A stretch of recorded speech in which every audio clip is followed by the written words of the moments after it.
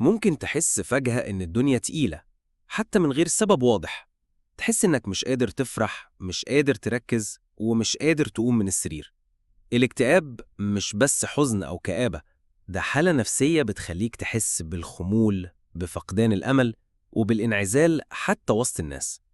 كتير مننا بيخاف يعترف بيه أو بيقلل منه، وده بيخلي الألم يتعمق والفرصة للشفاء تقل.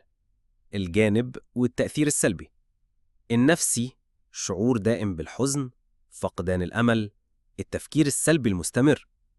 المهني أو الدراسي: تراجع الأداء، صعوبة في التركيز، وتفويت فرص مهمة.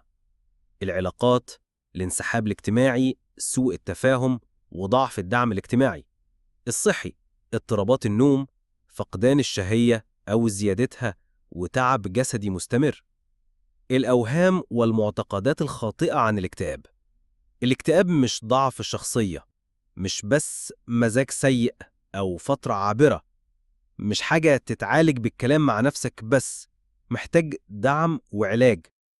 الأسباب الجذرية للاكتئاب: عوامل وراثية أو كيميائية في الدماغ، ضغوط نفسية مستمرة أو صدمات مؤلمة، فقدان شخص عزيز أو تغييرات حياتية كبيرة، عادات غير صحية، عزلة، وقلة النشاط البدني.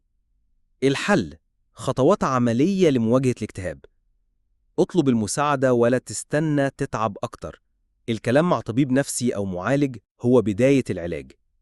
حافظ على روتين يومي حتى لو بسيط. النوم المنتظم، الأكل الصحي، والنشاط الخفيف بيأثروا إيجابياً. تجنب العزلة التامة. حاول تتواصل حتى لو بالكلام البسيط مع شخص تثق فيه.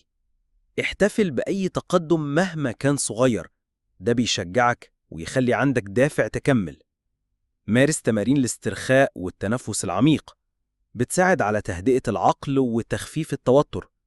وشارك مشاعرك وما تخبيش الألم. الكتمان بيخلي الحالة تتدهور، والكلام بيخفف الحمل. الاكتئاب مش نهاية الطريق، هو معركة محتاجة صبر وقوة ودعم. مهما كانت الظلمة حوالينا، دايما في أمل بينور ولو بخطوات صغيرة.